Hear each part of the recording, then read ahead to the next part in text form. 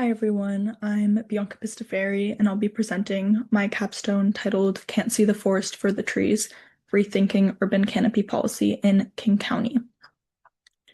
In June 2021, a heat dome settled over the PNW where temperatures in King County hit 108 degrees. 136 people died and more than 540 people were hospitalized. The heat didn't hit everyone the same way. On the same afternoon, some neighborhoods were up to 14 degrees hotter than others, and the places that got the hottest also had the least tree canopy cover, the lowest incomes, and the highest proportions of people of color. This wasn't a coincidence, it was a policy failure.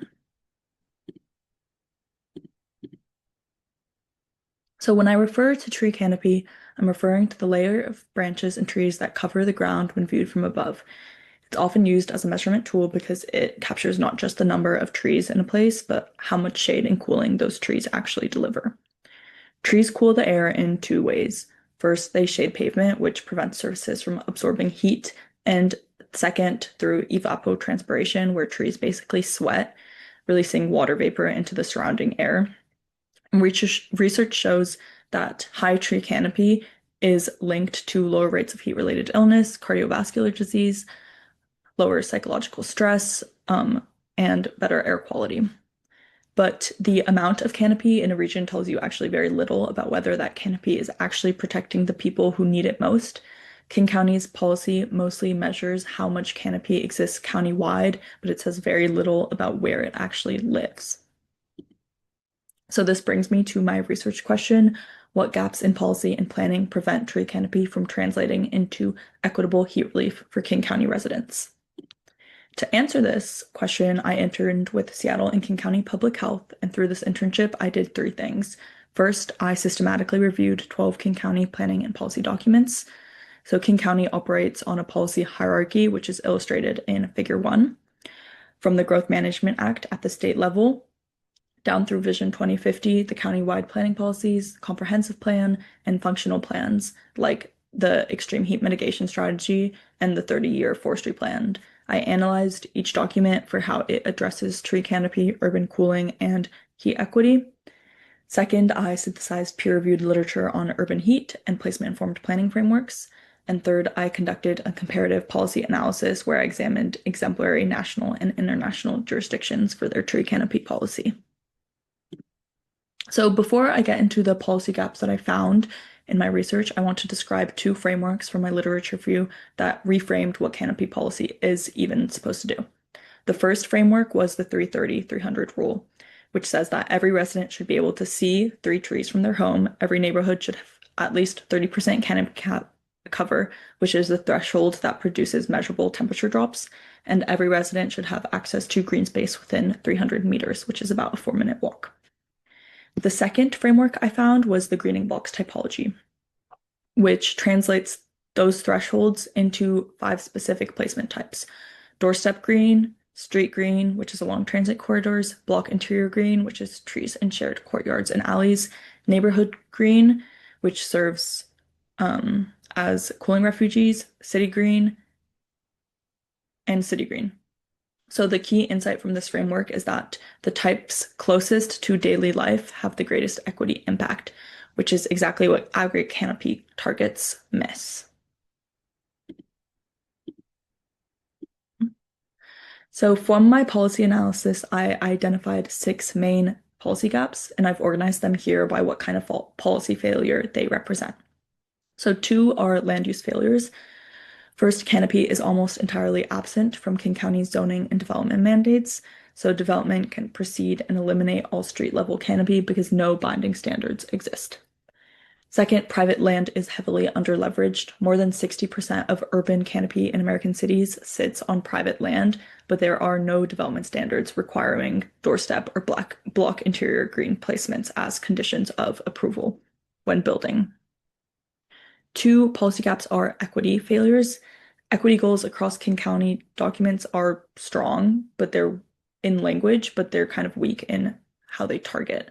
So heat vulnerability mapping exists, but it's not embedded into land use or development review as a binding criteria. Second, anti-displacement safeguards are not explicitly linked to greening. So research on green gentrification shows that canopy investments can raise property values and displace the very residents they were meant to protect. The final two are governance and implementation failures.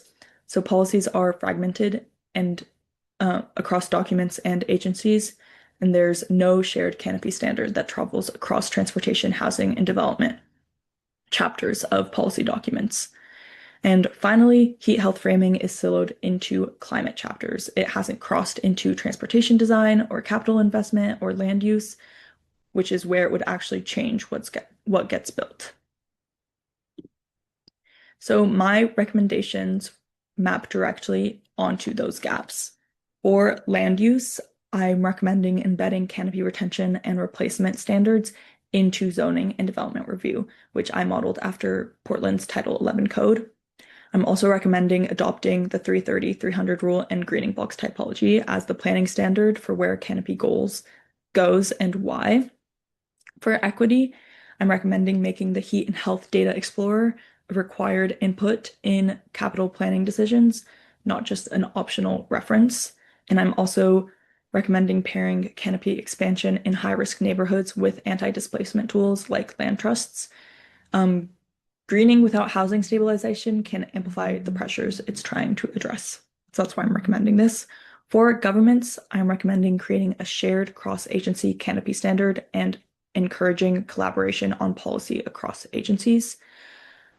And finally, I'm requiring co-planning with priority communities and funding and framing trees as infrastructure, not as amenities. Right now, Canopy competes with essential infrastructure for funding dollars, but if trees are also classified as essential infrastructure, then I feel like it would change the funding logic.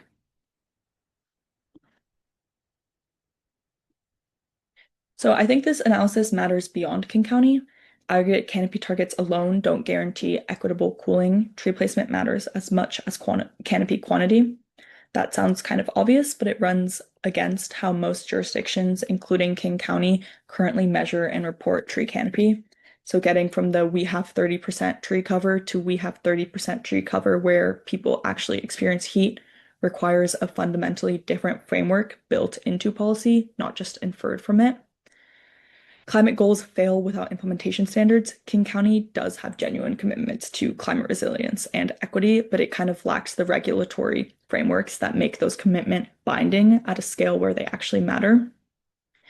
And cross-agency coordination isn't optional. Heat mitigation that lives only in the climate strategy can't drive the changes needed in transportation, housing, and land use designs. And finally, an underappreciated prerequisite for effective policy reform is simply knowing what policy already exists and where it lives and what it actually commits to. So periodic policy review is essential to ensure that commitments remain enforceable, coordinated, and responsive. I think that this analysis illustrates a challenge that cities face globally, which is how to move from canopy goals to placement-informed planning that actually delivers shade to the people who need it most. Thank you for listening. I do want to quickly acknowledge my faculty advisor, Dr. Kathleen Wolf, my site supervisors at Seattle Public Health, Dana and Richard, and Joanna for their guidance throughout this project. I would also like to thank my co-intern, Veronica Goldberg, and my friends, families, roommates, etc.